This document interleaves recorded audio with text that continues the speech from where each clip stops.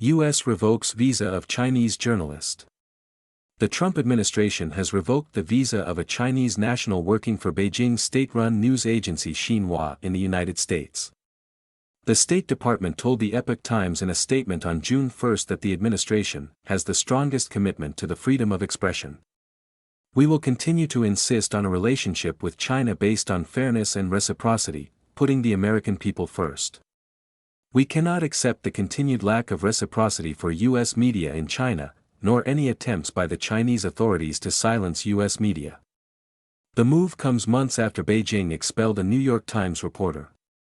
In a recent article discussing China's expulsion of China correspondent Vivian Wang in February, the New York Times said it didn't request any U.S. government retaliation, but it did issue a statement on Friday calling for Wang to be reinstated as a credentialed journalist in China and urging both governments to reverse this deterioration in journalist access. The State Department didn't answer questions on whether the Chinese reporter's visa cancellation was a tit-for-tat action. Chinese officials told the New York Times that the decision to expel Wang was a response to Taiwan President Lai Ching-te's video appearance at the New York Times Dealbook Summit in December last year, according to the paper, which noted that Wang played no role in the event. At the Dealbook Summit, Lai said China's military drills around Taiwan were becoming increasingly frequent and intense, while Beijing's United Front influence operations against the democratically governed island were becoming more serious, according to a transcript from Taiwan's presidential office. At a regular briefing on June 1, Lin Jian, spokesperson for the Chinese regime's foreign ministry, accused the outlet of providing Taiwanese officials a platform to peddle separatist rhetoric.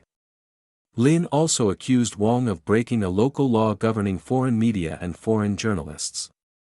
The Chinese Communist Party, which claims Taiwan as a province of its own, has labeled Lai a separatist for his outspoken defense of the island's sovereignty. Lin also responded to the U.S. expulsion of the Xinhua reporter by accusing Washington of engaging in political suppression against Xinhua journalists. The State Department also pointed to the disparity in conditions under which U.S. reporters work in China compared with Chinese journalists in the United States. China has long imposed onerous restrictions on foreign journalists operating in China, including those working at U.S. media organizations, the department said.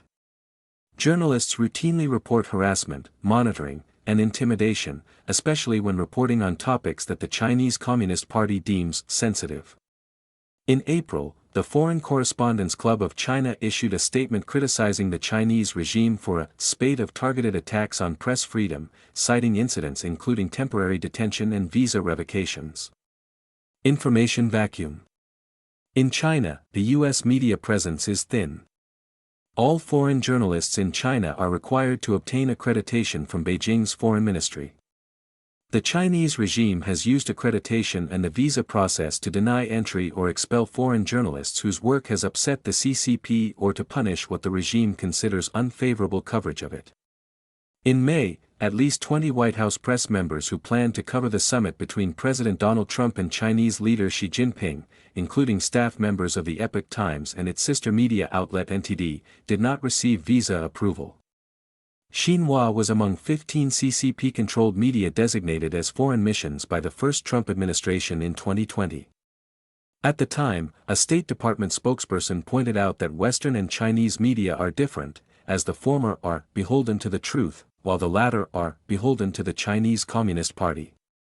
The designations underscored the broader principle of reciprocity that shaped the first Trump administration's approach to the Chinese regime. Another example was the 2020 closure of the Chinese consulate in Houston, carried out in response to espionage activities linked to the facility. Teresa Fallon, director of the Center for Russia-Europe-Asia Studies, welcomed the Trump administration's decision to revoke the Xinhua reporter's visa. Finally, a U.S. administration is using reciprocity, Fallon wrote in an X post on May 30. Beijing denies many foreign media companies visas if they don't like their reporting. This has led to an information vacuum in which the Chinese Communist Party actively shapes its own narrative, what many call propaganda. Trump's national security strategy, released in December last year, stated that the administration aims to rebalance America's economic relationship with China, prioritizing reciprocity and fairness to restore American economic independence. During Trump's talks with Xi earlier this month, the two leaders agreed that Iran must not obtain a nuclear weapon and emphasized the need for a relationship between the two countries based on fairness and reciprocity. Peter Mattis, president of the Jamestown Foundation, suggested that the Trump administration should have taken a more proportional response instead. A narrowly reciprocal 1-to-1 response, Mattis wrote on X on May 30. A proportional response would have been to remove a corresponding percentage of state journalists from U.S. The Congressional Executive Commission on China on May 29 warned about the consequences of the CCP's restricting freedom of the press. When foreign journalists are expelled and the free flow of news and information is restricted, it sets dangerous limits on what the world knows about China and what the Chinese people know about the world, the Commission wrote on X. The Associated Press contributed to this report.